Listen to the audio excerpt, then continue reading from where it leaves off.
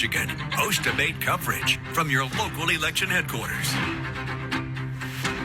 And Debate Week in Michigan continues right now on Wood TV Plus. Hi, everybody. I'm Brian Sterling. We're now in the debate spin room.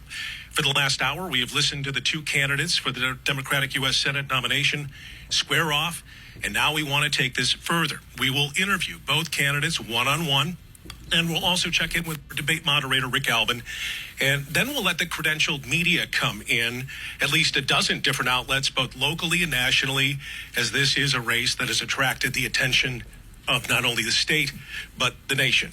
Let's begin with our friend over here, Dr. Abdul El-Sayed. Welcome to West Michigan tonight. Honored to be here. Thank you. This was the second debate that you've enjoyed this campaign season. Talk about your closing argument here in the last 4 weeks. Yeah, look, we have an opportunity to build a movement of the people, by the people, for the people, as government was supposed to be, to get money out of politics, put money back in pockets, and pass Medicare for All. I'm proud to have earned the endorsements of everybody from Bernie Sanders to the UAW to the National Nurses United to the American Federation of Teachers. Working people coming together in a movement. Now, look, we're being outspent 30-1. You've probably seen the attack ads. That is unbecoming of our politics. It's a cynical way of doing politics. I'm not asking AIPAC to fund my campaign so that I'd be a reliable vote to send your tax dollars somewhere else when they need to be used here. I'm not asking corporations to give me their money so that I can turn around and do them a favor. I'm asking everyday Michiganders to give me their vote, their voice, so that I can show up and work for them and fight for them to finally get this cynical corporate money out of our politics so we can get along to standing with unions, taxing billionaires their wealth, rebuilding our schools and our infrastructure, and guaranteeing health care through Medicare for All.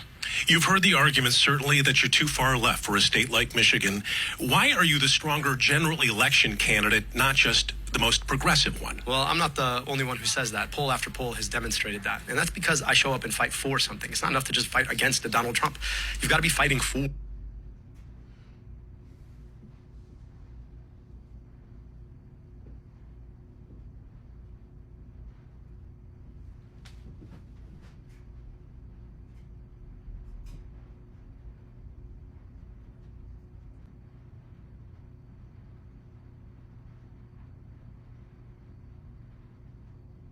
I think that right now we're at an inflection point because there are so many things going on around the globe.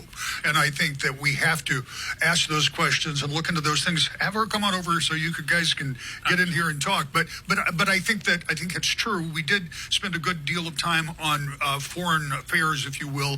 But that's something that's top of mind for a lot of people in Washington. Yeah. Congresswoman Stevens, thanks for your time right now. Let's ask you this. What's the biggest policy difference between you and Abdul El-Sayed that the Democratic primary vote used to decide to choose you? Well, look, we're making a decision about who we want to send to the United States Senate to fight for us and to deliver for us. And my track record, well, look, one that I'm really proud of is that I secured the pensions thing. But I am fighting for the unfunded promise to fully fund. You've received support from business and industry groups. How do you convince those skeptical primary voters that your decisions in the Senate are a good way? To be transparent, to be accessible. Ask my constituents. They all have my phone number. They're ripping us off. It's not acceptable. Representative Haley Stevens, 4 weeks left. Good luck to you. Okay, so we're going to let the media come in now.